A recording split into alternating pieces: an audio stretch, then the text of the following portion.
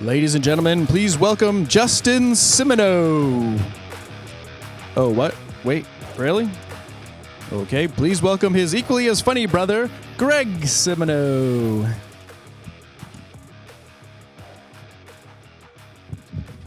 Oh, hey. Cool, thanks. Sorry my brother Justin couldn't make it tonight. I'd just like to thank the local scene for having me. Thank you. And I'd like to give a shout out to Dan in the booth.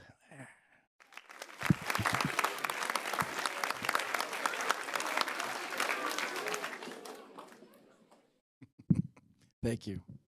So, trick or treat, smell my feet, give me something good to eat.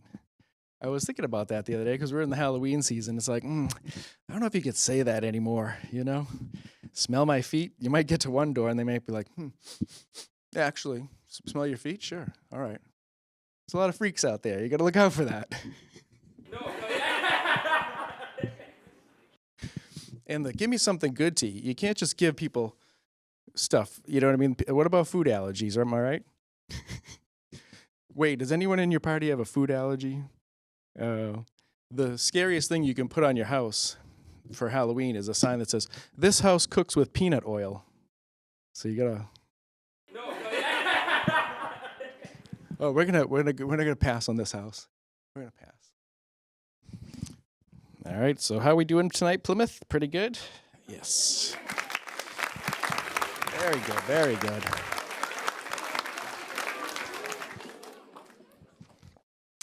Thanks for coming out. Taped in front of a live laugh track. Thank you.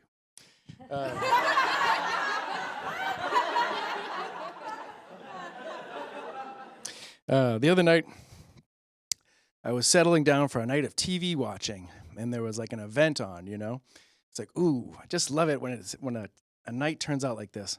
There's something on that you really want to watch, an event, and you don't have to go anywhere. You can just stay home and watch it. TV watching event, right? I was like, man, this is such a good event tonight. So I looked over at my wife. She was really excited about this too. And I said, hey, do you want some like popcorn? Do you want to do popcorn tonight? And she's like, yeah, all right. And I was like, we don't have any, but if we did, this would be the event. Tonight would be the night.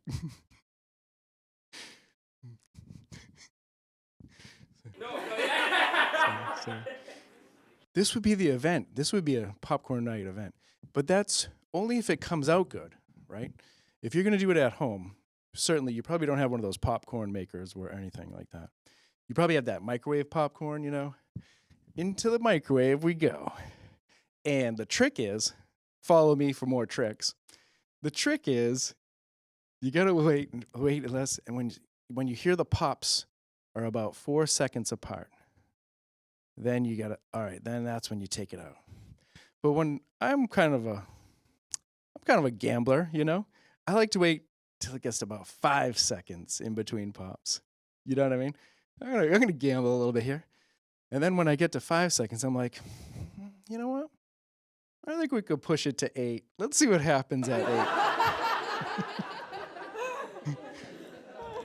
And then people in the house, I mean, if your house is anything like mine, they're like, take it out, stop, take it out. You're like, no. We're going all the way tonight. I want every last kernel popped in this one. I'm getting real cheap tonight.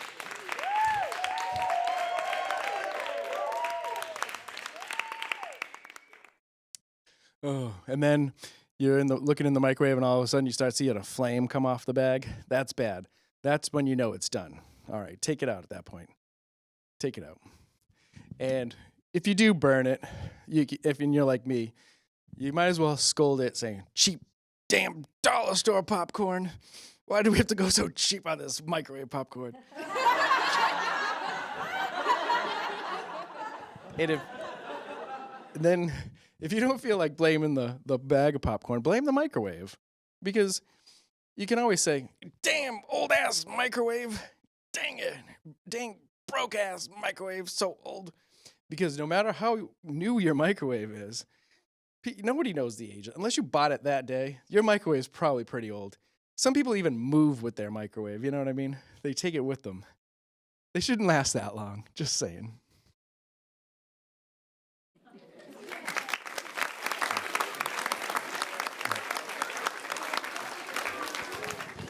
And then when you finally get your popcorn, right, you got to put it in a bowl.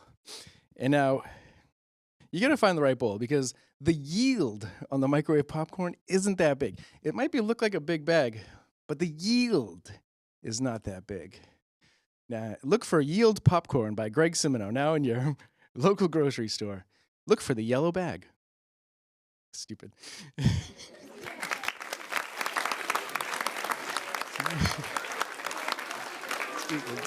Stupid.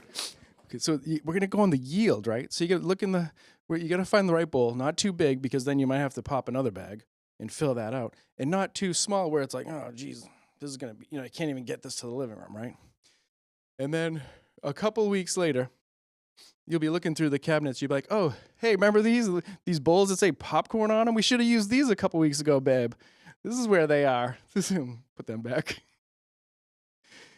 They seemed like a good idea at Home Goods at the time, right?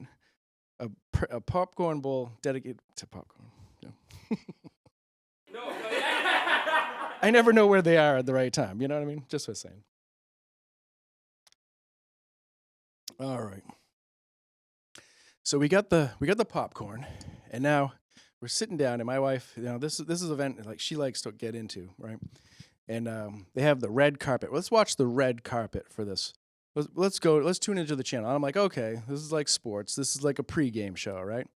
Wow, look at this. Let's go to the red carpet here.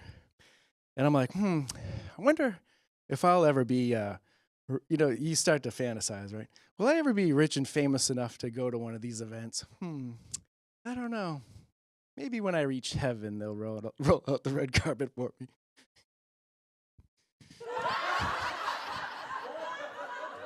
Because most of us in our life, we probably won't be reaching red carpet status.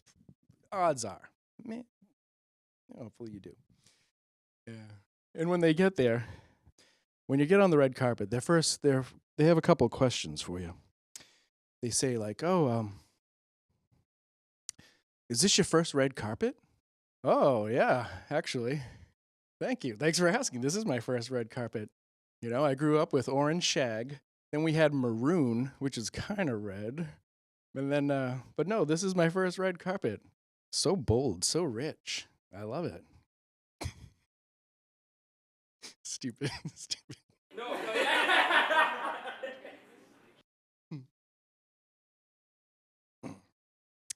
And then their next question is, who are you wearing? Oh, yes.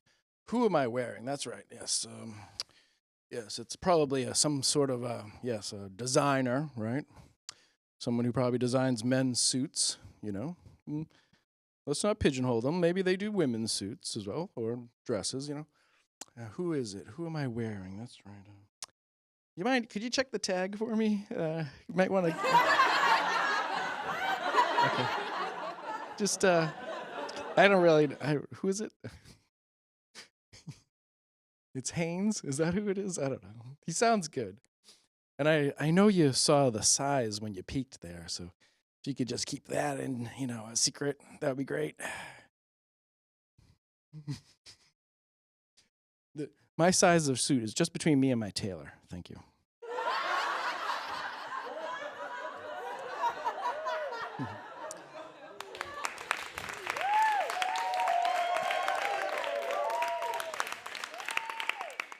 It's a boy's large. That's what it is.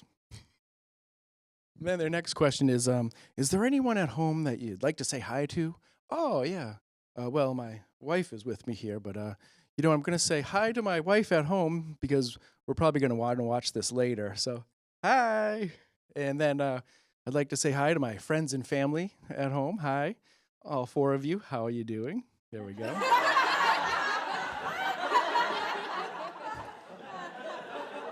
Now go to bed. Oh, they always say that. Then they say, oh, is there anyone here you're excited to meet? And if you know me, I'm like, oh, wow, and a gala like this must have some important people here. I'm sure an awards show like this must have Kingston's own Chris Cooper here. Am I right? CC, is he here? I would love to meet him. I'm excited to meet him if I happen to run into him. And I would also like to meet Florence Pugh, the wonderful Florence Pugh, if she's here.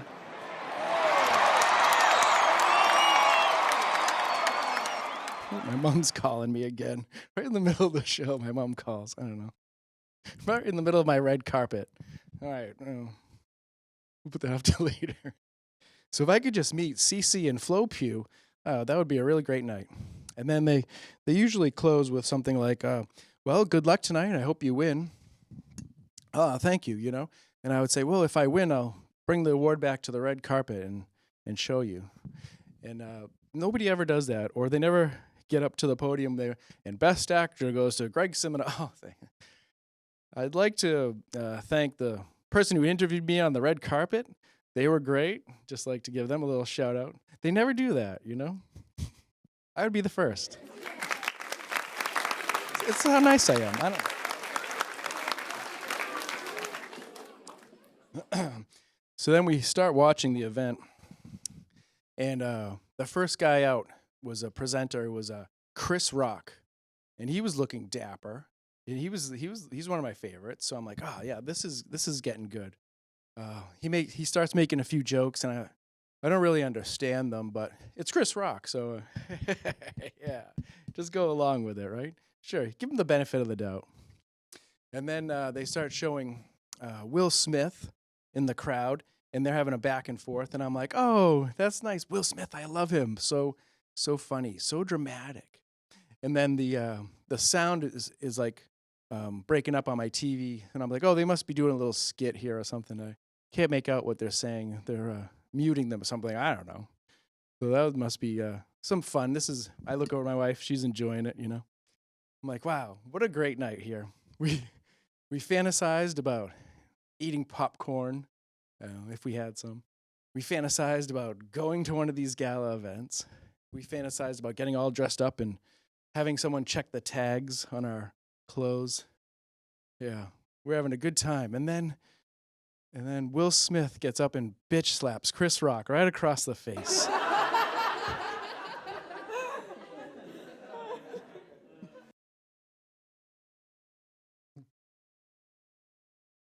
Oh my God. And I was like, I hope tonight's not the night we find out that Will Smith's not that nice in real life. Well, I hope that's not happening.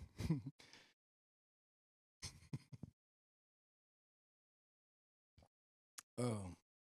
So I was thinking about this the other day. They let prisoners get married in jail, and when the prisoner gets married in jail, he's like in double jail now because he's married and he's in jail. No.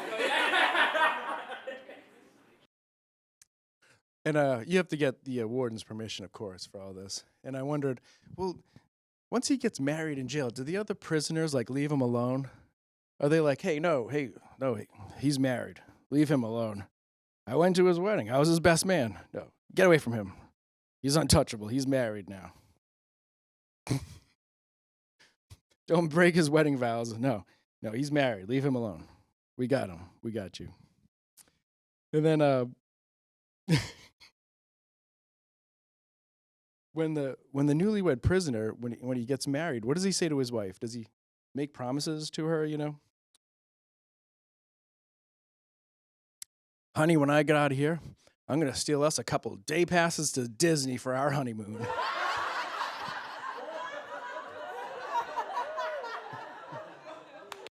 And then I'm going to rob a hotel and steal us a cruise. What do you think? Is that good? Should I do that? And then I'll kill off the population of a secluded island, and that's where we'll live. All right. Yeah. You married a prisoner, but I'm going to change my ways. And if the kids get into sports, I'll steal them all the sporting goods they want so they can get right into sports.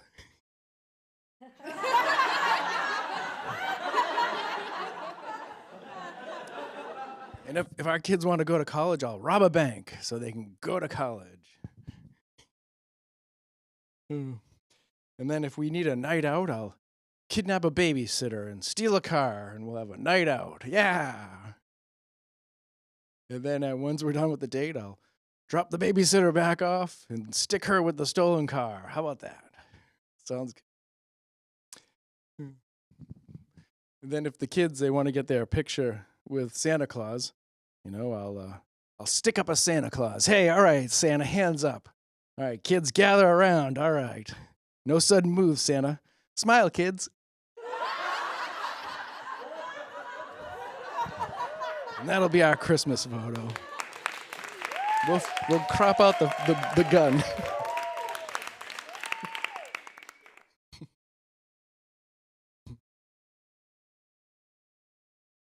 And of course, presents. If I need presents, I'll just break into the neighbor's house and steal all the presents. Merry Christmas. That's just a prisoner's wedding. That's all.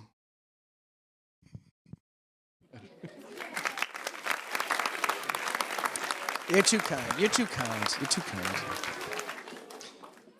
This is another thing I was thinking about. You never suspect a murderer on a golf course. You know that? I mean, we see pictures of OJ golfing a lot, but you never really suspect a murderer on a golf course because they're usually having too much fun golfing. They're thinking about the round. You're probably safe golfing with them, And then when they start making a few bad shots, you can say, "Wow, you're a real hack," and they might mutter back, "Oh, if you only knew."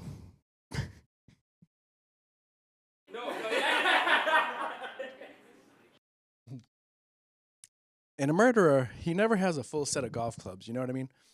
Like, hey, where's your 9-iron? Oh, that's in evidence. Can I borrow yours?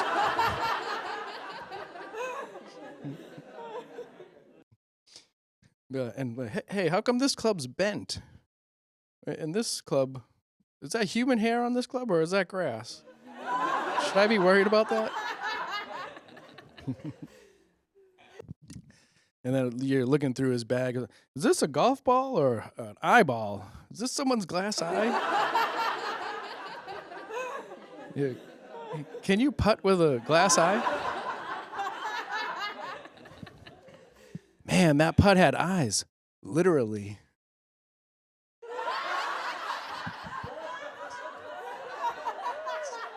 It's dumb.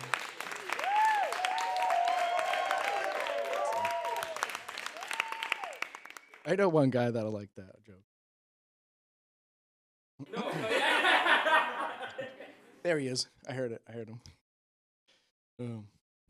So the other day I was thinking about this. What happens when you go to a bank and someone yells, "This is a robbery, stick them up." But you're there in middle transaction.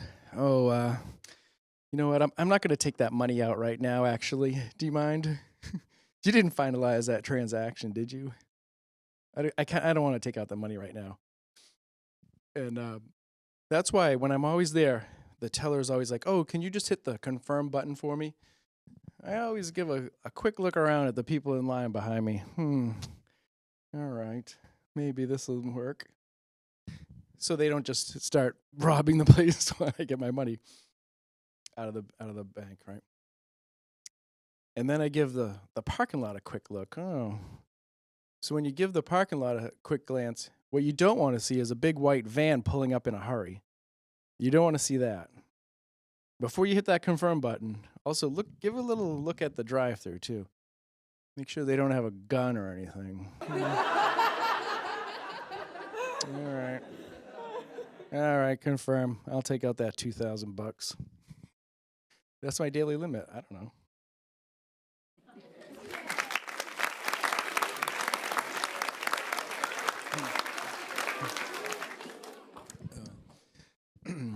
So I was thinking about this. Sometimes when you're on a jury, you could be kind of like a detective. It's kind of like if you like murder shows, you're on the jury, you're kind of like a detective, and you're even more like a detective when they bring you to the crime scene. You go like on a jury field trip, But they keep saying stuff to you like, "Hey, don't touch that. I'm not going to tell you again." But my thing is always like, "Well, did you even look under here?"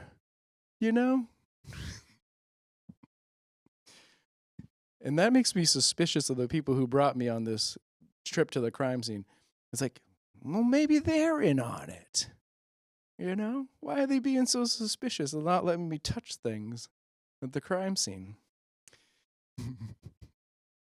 And then they say, we're going to put you up in a hotel, but don't talk about the case. Oh, why? Because you don't want us to solve it, maybe? You know what I mean? And then when you're in the hotel, you're like, do jurors ever get murdered? Well, of course. Have you ever seen a show? Of course the jurors get murdered to silence them, especially the ones that touch things and ask too many questions. So I was nervous. So I ended up getting kicked off that jury. And it's too bad because I was the only one who thought he was innocent. You know, without me on the jury, that was the day my cousin went to jail.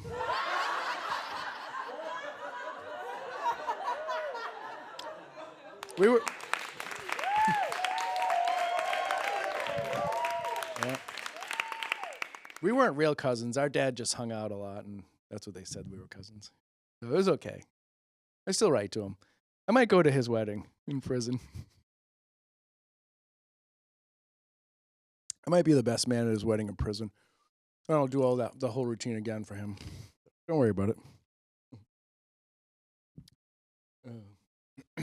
So I was thinking about this the other day.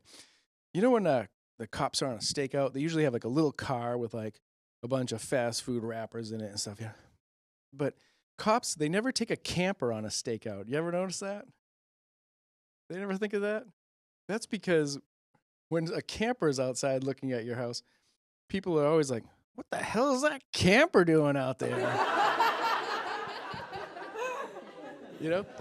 It's a lot more comfortable for the cops. But the people being watched, they get real suspicious. How long has that camper been out there? Holds back curtain, you know? When is that camper going to move?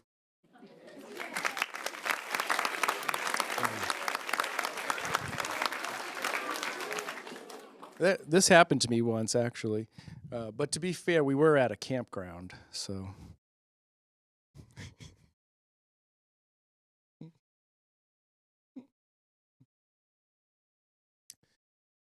But you know what gave them away is when they went and hung their clothes outside, it was all like cop uniforms and stuff. So that's how we kind of knew. And even at the end, they hung up their badge on the end of the line. Yep. And that was the day I got rescued from my kidnappers.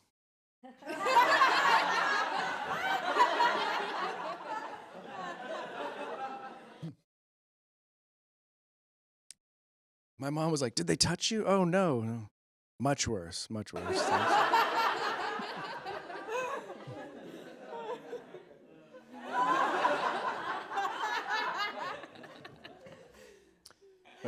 So then I was thinking about this. There's crossing guards. They're never around when you need one. And when you don't need one, there's a dang crossing guard. So I'm in a hurry the other day, you know. I'm like, can't we get these people moving faster? How come the crossing guard doesn't treat it like it's a fire? Come on, let's go. Everybody out, let's go, you know? Especially when I'm trying to get away from a fire, you know? They're not doing their job.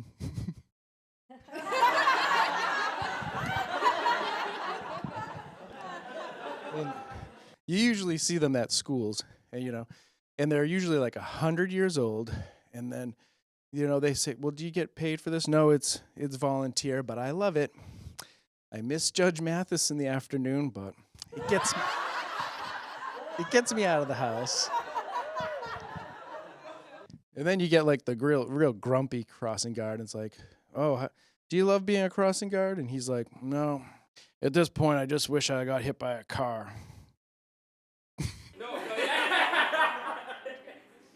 Yeah. Imagine seeing a roadkill with a yellow vest on it. That would be kind of weird, right? Oh, geez. Animal control should really come around and scoop this one up.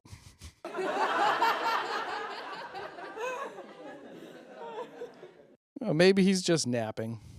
I don't know. Well, thank you, Plymouth. This is coming near to our end of our time. You can catch me in the new upcoming film, Crossing Guards 2000. Grumpy Crossing Guard, played by Kingston's own Chris Cooper.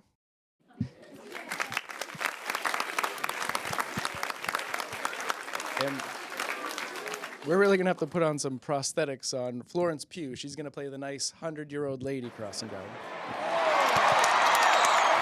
Prosthetics.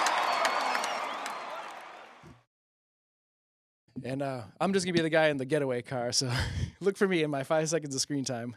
No. Thank you. Thank you. Good night.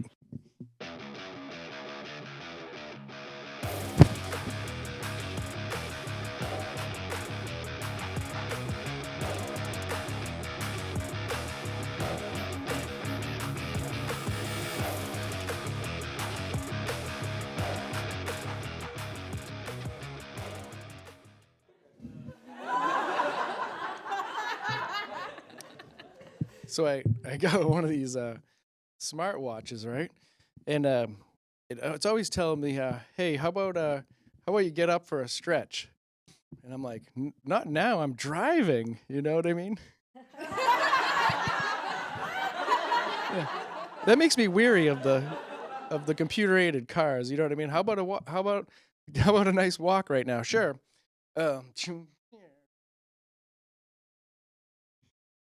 Walks out into traffic. And then sometimes, I'll be driving, I stop, I go up to a house, deliver a package, nice long walk, come back, nothing. Get back in the car, start driving again, and I'll just do this. And my watch will say, "Great job keeping active." For that. Thanks, you guys. Have a good night. Thanks. You've been great.